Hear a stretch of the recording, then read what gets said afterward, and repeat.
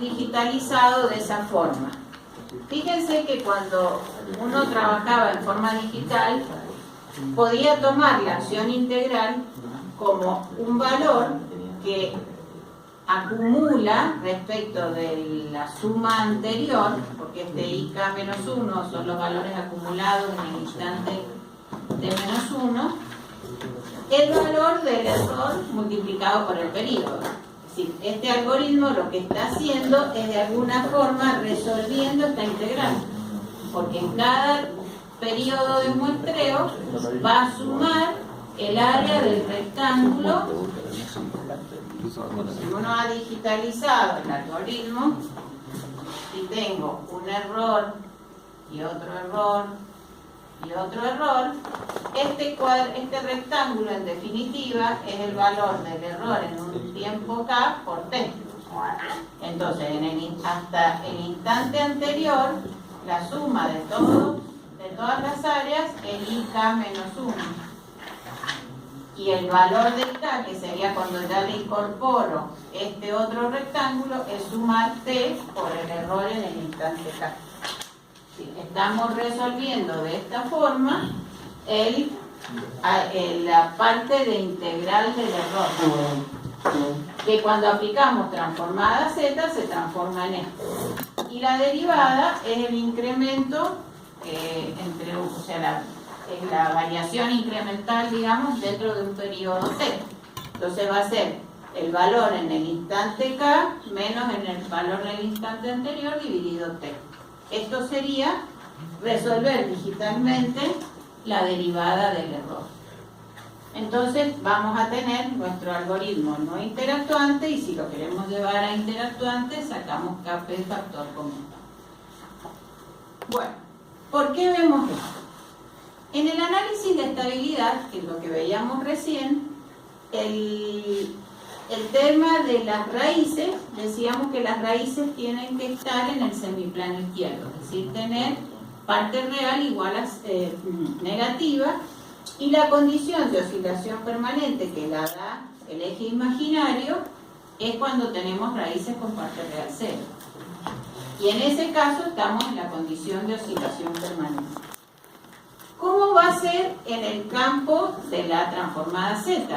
Nosotros tenemos que ver el equivalente del valor de Z respecto de la variable S.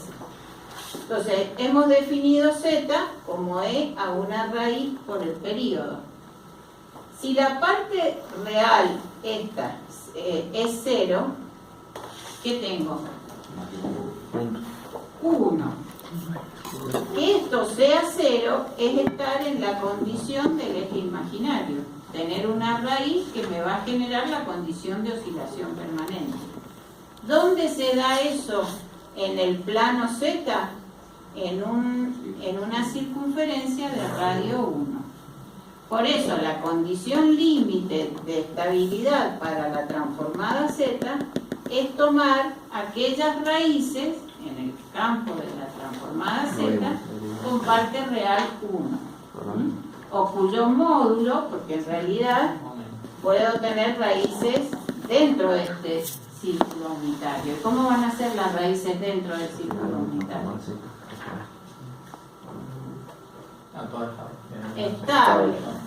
Todas las raíces que estén dentro del círculo unitario van a tener módulo menor que 1, por lo tanto van a ser estables. La condición límite aquí, equivalente a la condición límite del plano S, es un círculo unitario.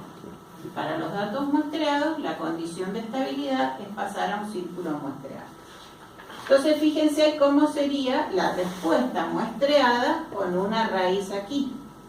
Vamos a tener como el radio es menor que, o sea, la parte real, que en este caso es solo real, es menor que 1, voy a tener una función muestreada decreciente sin oscilación. En este caso, que estamos sobre el círculo unitario, la función muestreada va a ser constante. Si voy a estar en la condición límite de oscilación, o sea, más que de oscilación aquí, no es ni estable ni inestable. Una raíz aquí, en este caso es negativa, está bien, acá vamos a tener una respuesta muestreada oscilatoria, pero decreciente. Una respuesta en el punto -1, voy a tener una respuesta oscilatoria, pero en amplitud constante, ¿sí? Una oscilación muestreada permanente. Si tengo dos raíces complejas conjugadas, digamos que en el campo S son raíces complejas conjugadas, en el plano Z van a ser dos raíces dentro del círculo unitario que van a generar la oscilación permanente muestreada. ¿Por qué esto aquí? Porque, esta es amortiguada porque el radio no es unitario. Es decir, en este caso es apenas amortiguada, lo que pasa es que mucho no se alcanza a ver, estamos bastante cerca del círculo unitario, por eso el decrecimiento es muy poco, no se alcanza a visualizar. Aquí sí se ve más clara la oscilación permanente. Una raíz fuera del círculo unitario, en cualquiera de los dos puntos, va a generar funciones inestables. Entonces, el equivalente a la estabilidad analizado en el plano S, que es el semiplano izquierdo en el plano S, es la estabilidad mirada desde el plano Z, de las raíces de Z, de la función de transferencia pulso, dentro del círculo unitario. Es estable. Y de la misma forma que teníamos el arreglo de Root para funciones analógicas, tenemos el arreglo de Root para funciones discretas.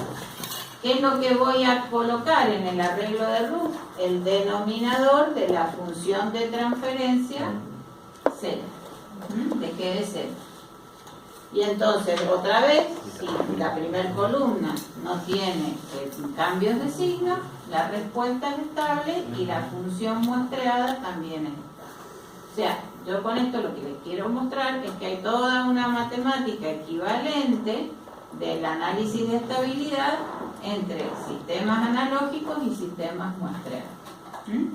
Ahí hay un par de ejercicios, después si tenemos tiempo los vamos a hacer, pero esto es un poco para terminar de cerrar lo que antes no habíamos visto, porque esta parte de estabilidad, cuando vimos transformada Z, yo les dije que todavía no la íbamos a ver, porque no les había definido el controlador, no les había definido el lazo cerrado. Entonces aquí tanto el algoritmo, este denominador, esta función G de Z, como este denominador, que termina siendo las raíces o generando la respuesta a través de las raíces del lazo cerrado, que va a variar según sean los ajustes K sub P, K sub I, K sub D.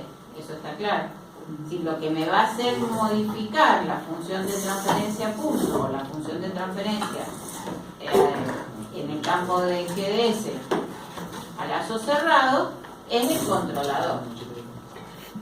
Si yo no puedo cerrar el lazo a través del controlador, no puedo modificar la forma de respuesta del lazo cerrado.